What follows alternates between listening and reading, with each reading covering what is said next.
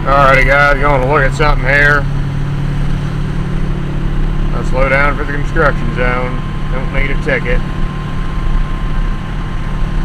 You guys have been following my videos for the past month or so. You'll know what I'm going to look at. But I'm going to leave you hanging here for a little bit of the video. But if you watch the whole thing, you know I won't carry the suspense until tomorrow or whenever the next video is. I'll fill you in on what it is later in the video. I'm not going to be like certain channels where you might know who I'm referring to, get on and blow about this, that, and the other thing that possibly could be coming to the farm, and then it might not. They might try it out and it doesn't even get there. So, shoulder there on the road. But I'm not going to drag this out for 3 weeks like some people do and just blah blah blah about big changes and such.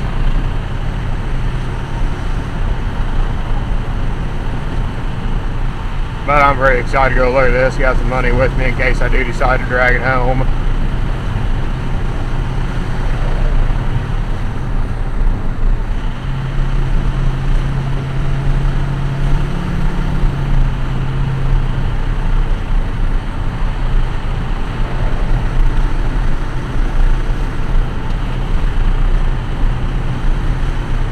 But I'll come back to you here once I look at it. Well, I bought the piece of equipment. I'll show you when I get home. Had a nice long chat with these guys. They've had Oliver and White equipment, and I knew of these guys some. I met a couple of them over the years. They live about 45 minutes away from me. Real nice guys. Talked for a while, about Oliver and White equipment. It was a good time visiting with them.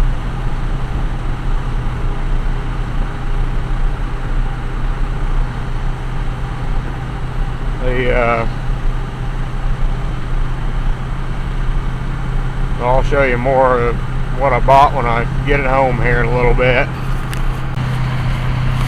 Well, we're almost home here, but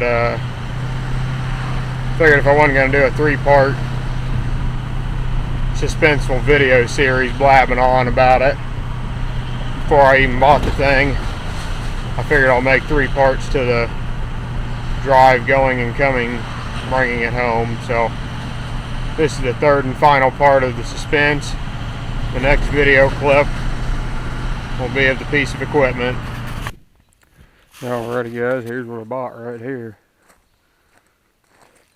Oliver 710 baler.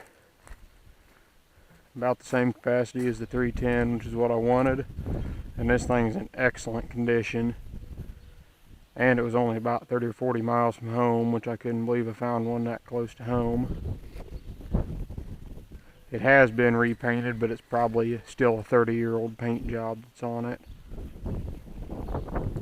Today's Thursday. I have done a little work on it. I picked it up on Monday evening, and I've been doing a little bit of work on it, but I finally got it. I just got to grease it, and I'm waiting on the pickup teeth to show up. It's missing some teeth in the pickup, and so I ordered some of those. I'm just waiting for those to show up, and then it'll be ready to go to the field. I got up there, and it's been sitting for probably 15 years or so before it's probably been about the year, maybe longer than that. Yeah, it's probably about 15 years. Just how much dirt was on it, and stuff was in it. All the twine was rotted that was in it, and the mice had been into it and whatnot.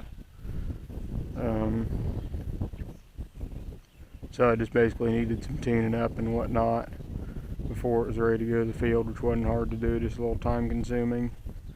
Like I went through and adjusted all the chains to tighten them up a little bit, got everything lubricated and got it going, cleaned it all out. Funny thing is, I got up there and it's got Bodner Brothers equipment dealer sticker on it is where it was sold out of. And earlier, today's Thursday, so it'd be about a week and a half ago, I'd called that guy. I called the Bodner brothers, the guy who runs that shop, and asked him about balers, because I knew they had sold a lot of balers, and that was the dealer we'd bought our 9700 from back in 1996. And we'd known he'd sold a lot of balers back in the day, and we'd kind of stayed in touch with him over the years, stop in at the dealer, if we go by. I went by his place every now and then, we'd stop in there. And let's see here. Back to the story. Bodner Brothers, where we bought the 9700 from, it turned out it was had Bodner Brothers decal on it, and so that's what I just couldn't believe it that that's where it actually came out of. And I was talking to one of the guys who owned it, and he said they bought it in 1990 or around 1990. And it was actually the guy who ran the dealer. It was his sister had bought this baler new, so I'm the third owner of it. Which kind of neat history there. Had the combine from that dealer, and I had actually called that guy earlier today to. They told me when I bought it, said it had something wrong with the knotter, it wouldn't tie. And the guy, I called down there to that Bodner's to see about, just had some questions. I'm not really good with knotters. Howard Younger tried to explain them to me, and I've never really messed with them that much. The extent before today that I had messed with them was I had to tighten up this bolt here to make the knot tighter on the twine discs, but other than that, on one of the, I think it was a 67 baler, and other than that, I've never had to mess with a knotter, thankfully. But today it was having trouble. It was pulling the string through funny, and it would make the knot, but it wouldn't pull it off the bill hooks, or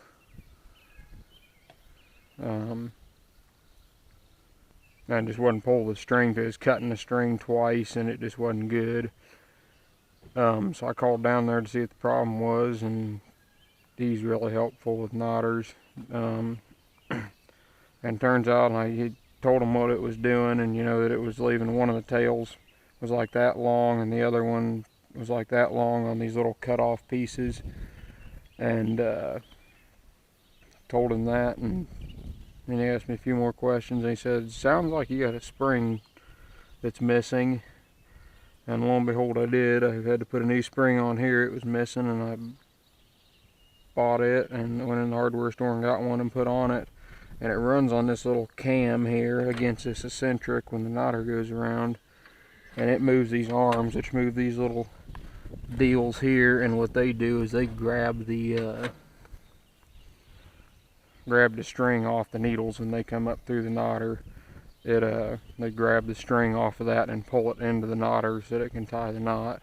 And they weren't doing that. They were actually plopped over, all the way over, and they were blocking the string where it couldn't be pulled into the knotter, and it just was kept plugging it up and everything. But I put that spring on there and it works like a charm now, which I was very thankful for, because I did not want to buy knotter parts, so I was happy to buy the $5 spring. But I tied it probably 20 times, made a bunch of little short bales, and it worked great. And then I made several big bales, and worked good for those too.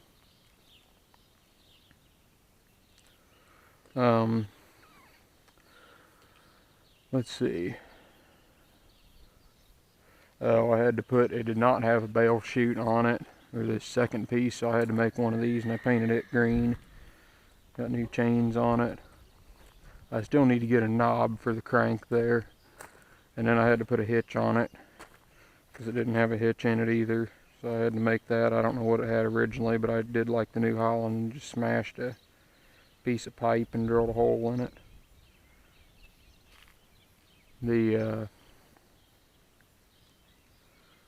I think those might have been a little longer from the factory, but I just made it the same distance from the back of the bale chamber, made the hitch come out the same distance and the end of the chute the same distance to match our 67, because it's a pretty good length, and it, you know, when you turn, it doesn't hit the rack, but yet it gets the bale right up next to the rack, so it's easy to grab off. This thing's kind of nice. You unscrew this, and this shield will come out of here. And then, you know, if you happen to get it plugged out or you're cleaning it out at the end of the year, you can take that shield off and reach into the backside, or if you need to service the knives on the plunger, that's kind of nice.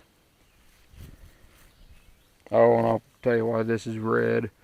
You can't get parts for Oliver Knotters anymore, except a 710 and a 720 model baler. Is the only stuff you can get new parts for. You know, might be able to get new old stock for other stuff if you can find it, but as far as new Knotter parts, and the reason you can only get those two is because the 710 and the 720 are the same as a Heston 4500, because Heston bought Oliver balers in 1976. They only made this 710 model 1 or 2 years, which was 72 and 73, I think. And then they came out with the 720 baler, and then they ran it to the end of the production, and it was Heston turned it into the model 4500, and so they still make parts for it, and so through Heston you can get parts for this baler, which is kind of nice.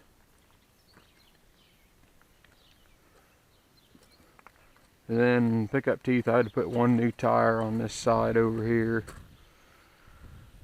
It was completely flat and cracked, and so I just put a new tire on it. They replaced the whole PTO shaft at one time since it's black. Oh, and then I had the 310 New Holland. I'd done it on this. I really like the swinging drawbars. It's nice, but a lot of times they just had a loose rope where you just had to pull the rope and then it'd swing the drawbar, and that's fine, except then the rope gets all wrapped up in everything, and I want to be able to, and a lot of times you'd have to get off, unhook it and everything to do it from the tractor.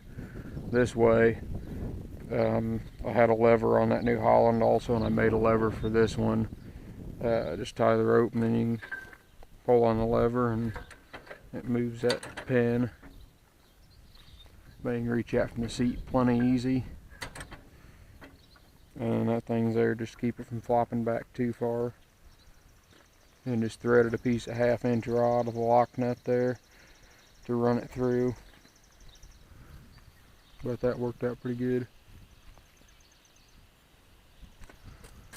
Here's kind of what's different, which I'm anxious to try it once I get in the field and see how it does. Feeding is this roto feed system, or roto flow as they call it. It's like a hay rake that kind of runs backwards and just pulls the hay in there. So I'm kind of anxious to get that in the field and see how that works. But I'm really excited to get this. I don't think I could have found a better one around. But I'm real happy to get it. And I'll go around the other side. That's a toolbox there.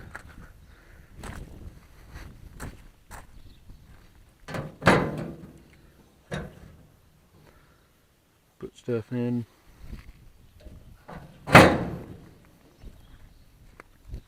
And there's the fork to pull it into the bale chamber. That just goes around and around. But I think that'll about do it here. Made a new baler, you'll see, for second cutting and probably grass hay. Because I think the pickup teeth will show up by the time we mow some grass hay, so. I think that'll about do it. Oh, and next winter I'm going to try to paint the rims because they're kind of rusty and ugly compared to the white up on the top of the baler. So I'm going to paint them. And I might paint the rest of that bale chute so that it matches a little better. But I think that'll about do it. So thanks for watching.